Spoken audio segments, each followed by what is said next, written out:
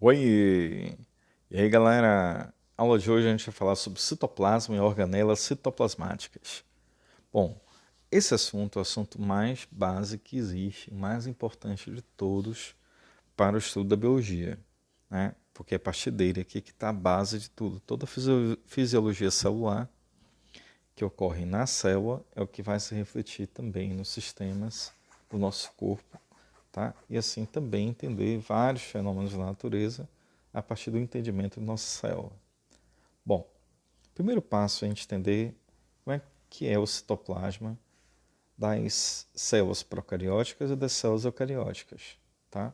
Isso que a gente vai definir nesse primeiro momento. Então, nas células procarióticas, como é que funciona essa história? As células procarióticas, elas são menores que as células eucarióticas, bem menores. E basicamente, o que acontece com esse citoplasma delas?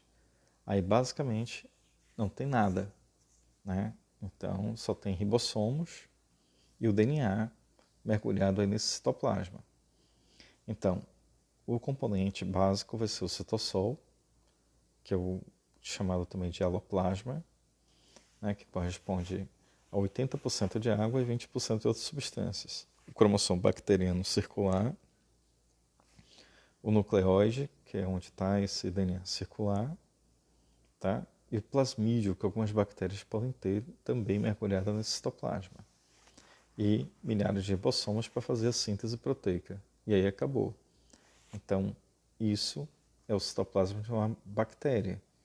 Então, a célula procariótica, ela é assim. Então, não tem nada, né, membranoso nesse citoplasma. Algumas bactérias, elas vão ter uma coisa chamada mesossomo. E o mesossomo, então, são dobras de membrana que têm as citocromo C oxidases, né? Tem citocromos, que são as proteínas que fazem a fosforilação oxidativa e com isso fazem a respiração celular. Então as bactérias aeróbicas teriam essas membranas aí internas, tá? E aí formando um complexo onde ocorre a respiração. Então isso seria o esquema de uma célula procariótica, uma bactéria clássica. Tudo bem? Já no caso das células eucarióticas, esse citoplasma é maior, mais complexo, porque a célula também é maior. Aí vai ter o citossol, as organelas, o citoesqueleto também. Então são três componentes, tá? As organelas, existem organelas membranosas e não membranosas. Então a gente tem duas estruturas aí não membranosas, que são os ribossomos e os centríolos.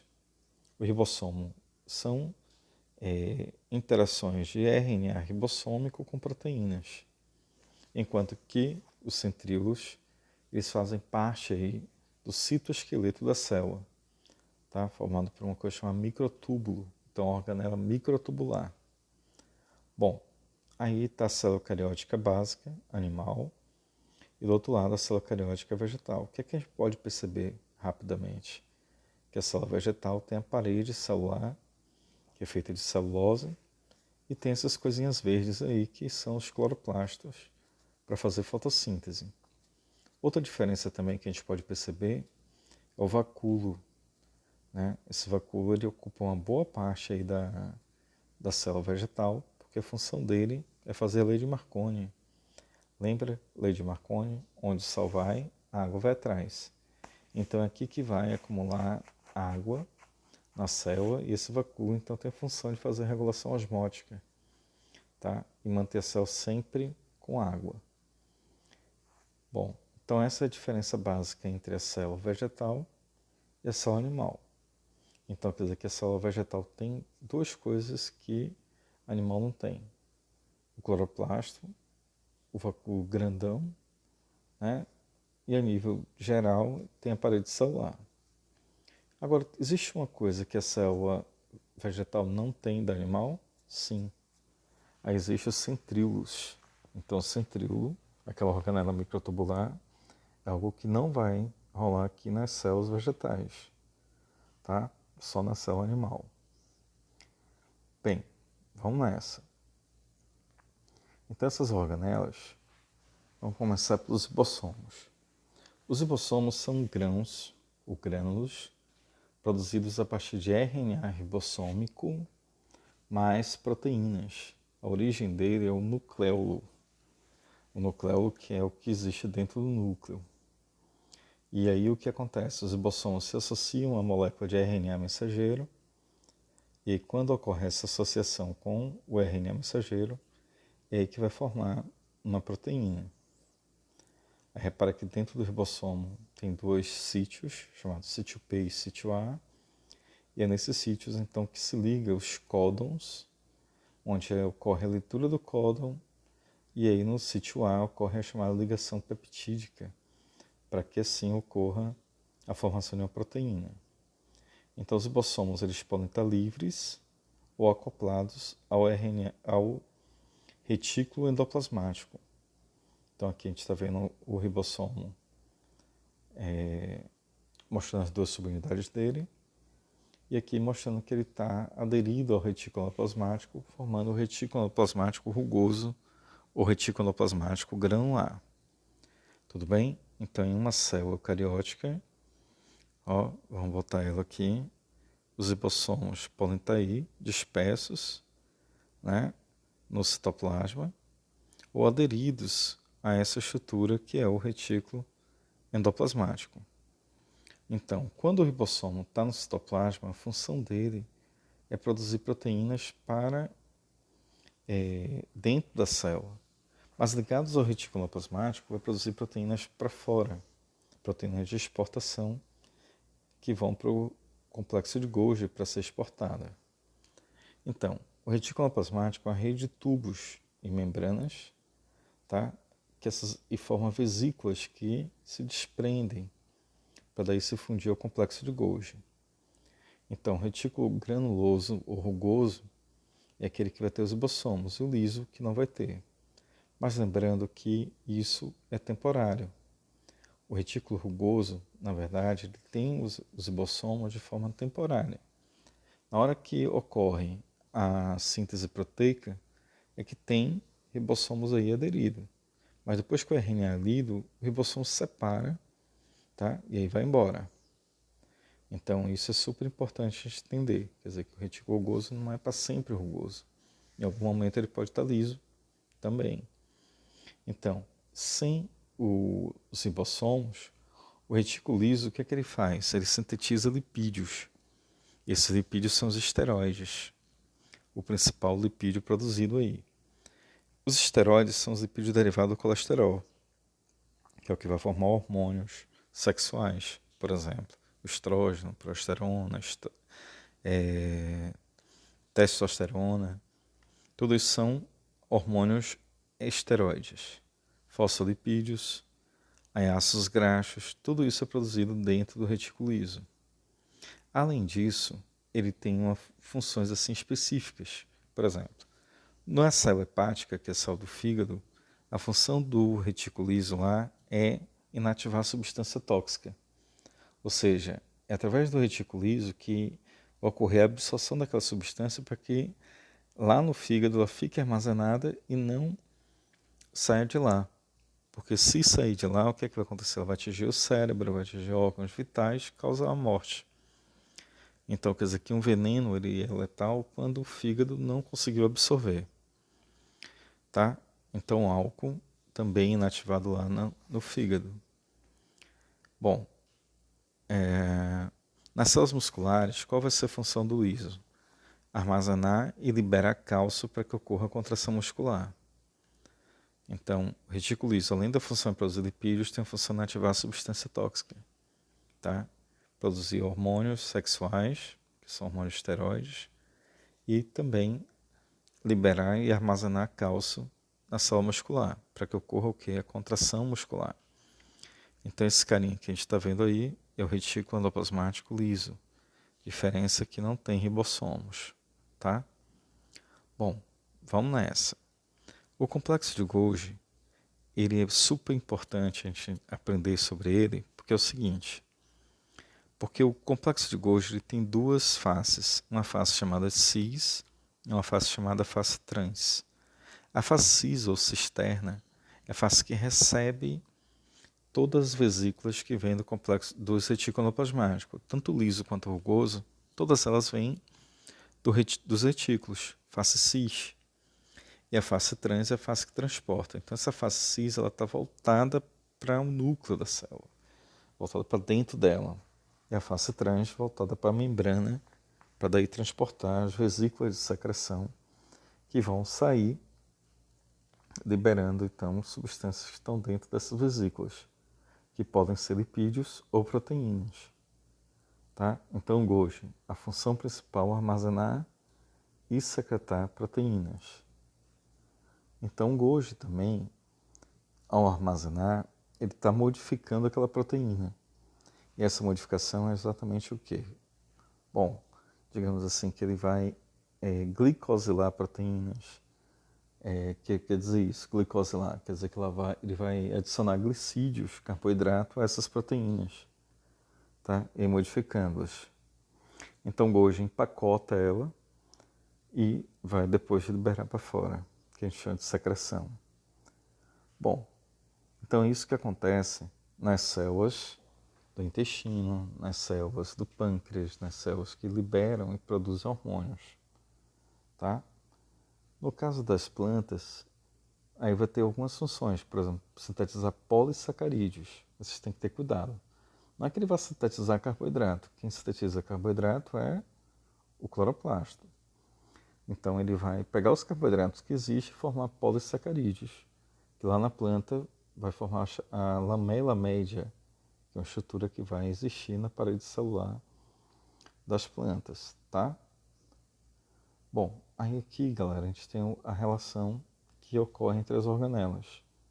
Então o que eu vejo aqui? Que o retículo rugoso, olha aí, ele está sintetizando a proteína está indo lá para o complexo de Golgi, via vesículas, e aí a face cis recebe, cisterna, a proteína fica dentro do Golgi, né?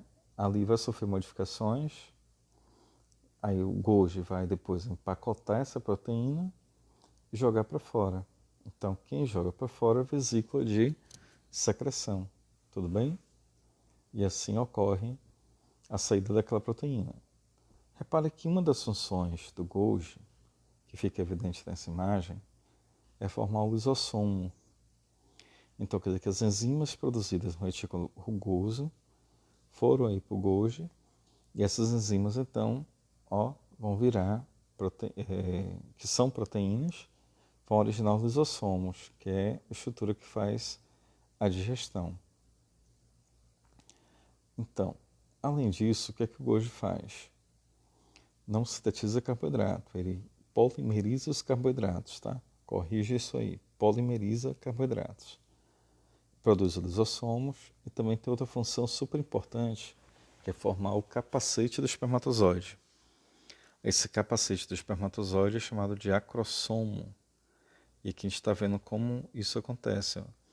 Quer dizer que o Golgi se forma aqui em grande quantidade, forma uma vesícula gigante, e que essa vesícula gigante é o que vai explodir quando toca aquela película que envolve o óvulo, e assim facilitar o processo de fecundação. Vamos lá. A próxima organela são os lisossomos. O que é que os lisossomos fazem? Digerem a origem Golgi, que a gente já sabe, fazer digestão, e essa digestão é de tudo que você imaginar. Então, todas as moléculas orgânicas. Então, lá tem protease, amilases, lipases, nucleases, que vão digerir, né, tudo que é molécula orgânica.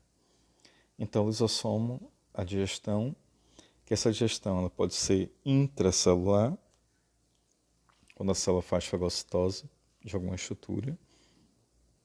É o que a gente está vendo aqui, ó, né? O esquema de uma fagocitose, quer dizer que a célula está englobando uma macromolécula, e aí o lisossomo, que é essa estrutura rosa, ele vai fundir e liberar a enzima e ocorrer a digestão dentro da célula.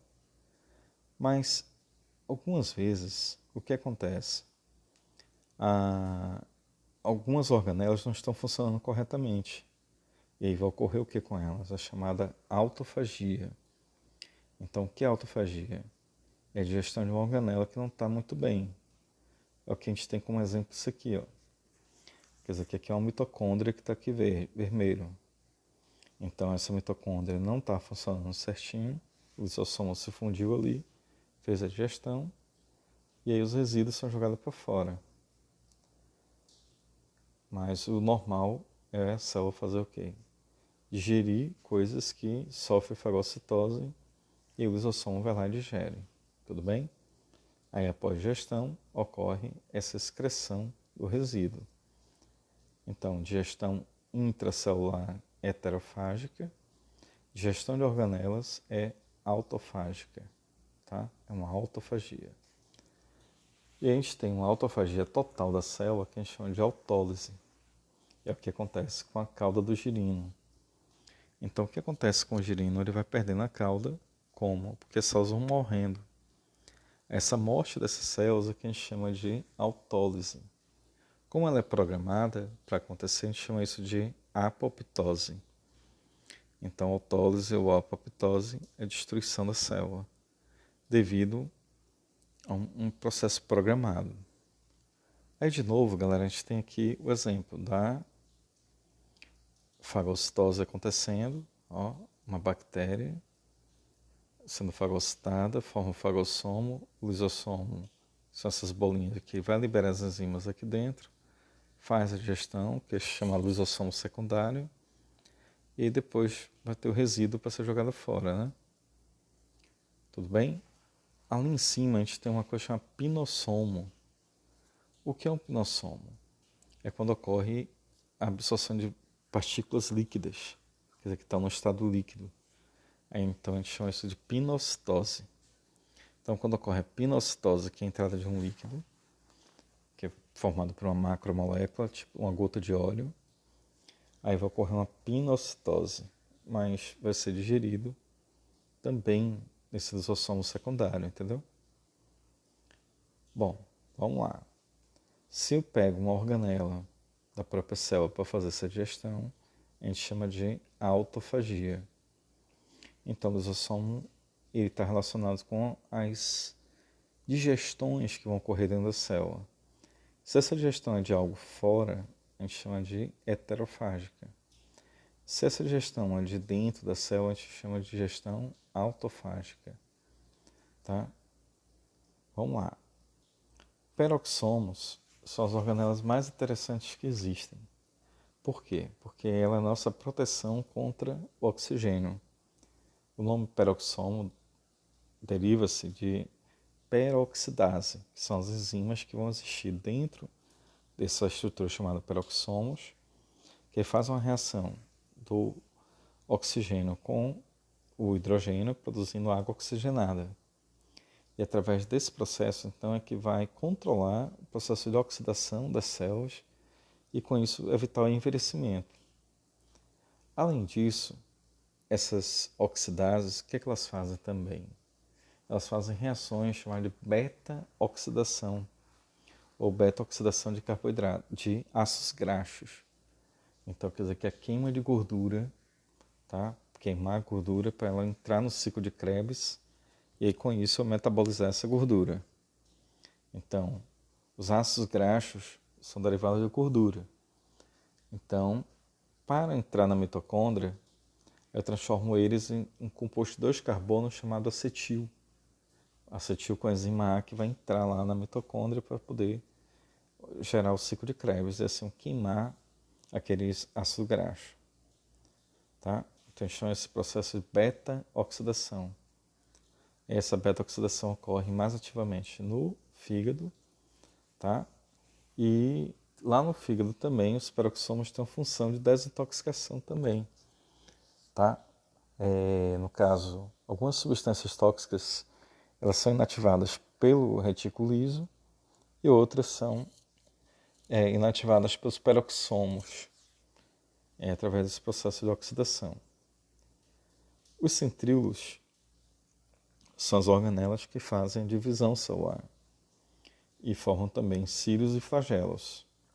Os centríolos ou centrossomos como é que eles são, como é que eles são organizados. Eles são organizados através de 9 trios de microtúbulos, que vocês estão vendo aí, ó. 9 trios, então 1, 2, 3 tubinhos, e aí forma essa estrutura que vocês estão vendo, ó. Então, 9 trios de microtúbulos formam cada centríolo. Então, a célula tem um par de centríolos. Então, esse par que se duplica na hora da divisão para que ocorra a formação do fuso mitótico e assim separar os cromossomos ou as cromátides irmãs. Então, vamos lá?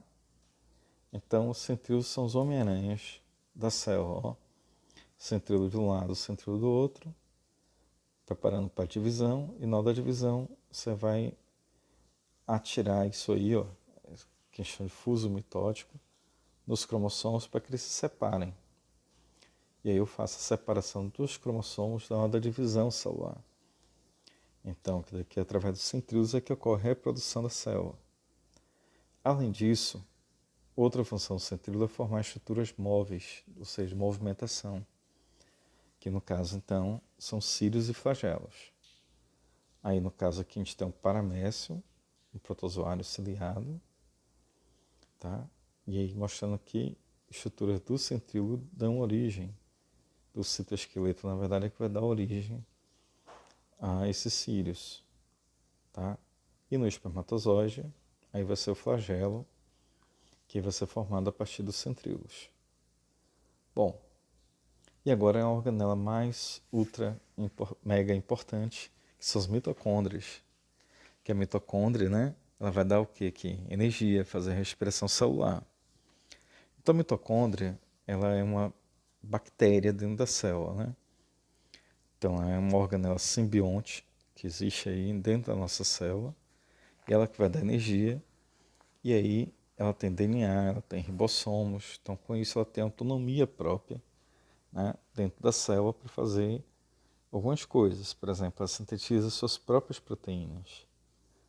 Bom, então, dentro da mitocôndria ocorre um processo chamado ciclo de Krebs e a fosforilação oxidativa, que são os dois processos da respiração celular que vai gerar bastante energia, né? Liberar energia na forma de calor, e aí sai o gás carbônico e a água, e a formação do ATP dentro dessa organela super importante, que é a mitocôndria, tá? Então, a primeira etapa da respiração ocorre no citoplasma, chama-se glicólise. Forma o ácido pirúvico, e esse ácido pirúvico ou piruvato é que entra na mitocôndria, junto com o oxigênio, lá vai ocorrer a respiração, produzir energia, formar o ATP, e o que sai daí, gás carbônico e água, através dessa quebra. Uma coisa importante sobre a mitocôndria é que por ter DNA, eu posso fazer, colocar a mitocôndria como marcador genético. E esse marcador genético, então, é um marcador materno. Então, existe uma herança mitocondrial materna. Então, como saber se um cara é filho da mãe? Analisando suas mitocôndrias, comparando com a mãe, com a avó, ou com os irmãos, ou com qualquer parente de parte de mãe, tá? Parente de parte de pai não serve. Então, quer dizer que se tiver algum erro, né, na mitocôndria, esse erro vai se passar da mãe para todos os filhos, independente do sexo. Os filhos não vão passar isso para os seus filhos, mas as filhas passarão isso adiante, tá? Então, a herança mitocondrial é exatamente isso.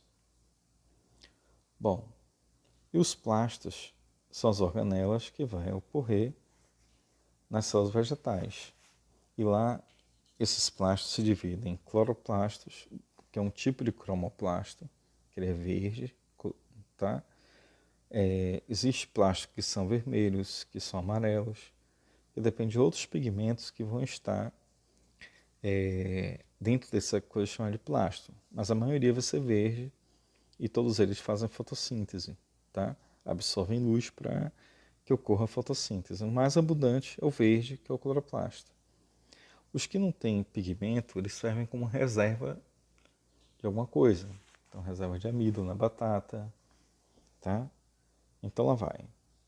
O cloroplasto, então, é nele que está a clorofila, que tem a função de captar a luz do sol, e aí ocorreu o processo de fotossíntese. E aí a fotossíntese que vai ocorrer com a musiquinha do professor Marconi, lembra? Fotossíntese, uou, juntarei, uou, gás carbônico, água e luz, produzindo glicose e oxigênio, paraná. Então, galerinha, ó, as folhas são verdes, que tem clorofila. Não, porque ela tem cloroplasto. Dentro dos cloroplastos é que tem a clorofila. E a clorofila fica onde? Fica nessas estruturas que vocês estão vendo aqui, ó, chama de tilacoides. E esses tilacoides, então, onde está a clorofila, que vai absorver a luz, e aí dentro deles é que vai ocorrer a chamada fase clara da fotossíntese, onde vai pegar a água, produzir oxigênio, e depois ocorre um ciclo redutor, tá? Que ocorre redução, absorção de gás carbônico, e com isso a produção de compostos orgânicos. Esse ciclo é chamado ciclo de Calvin. E assim ocorre então a interação, né? Que é super importante te lembrar. Como é que interage cloroplasto e mitocôndria? É que é tudo que é produzido no cloroplasto é consumido na mitocôndria. E o que é liberado na mitocôndria é absorvido pelo cloroplasto. Então são organelas interdependentes. O que é reagente de uma é o produto da outra, tá? E a interdependência entre cloroplasto e mitocôndria. Aí olha que legal, cromoplastos. Então o beta-caroteno, né, que vai existir em flores, frutos, algumas folhas.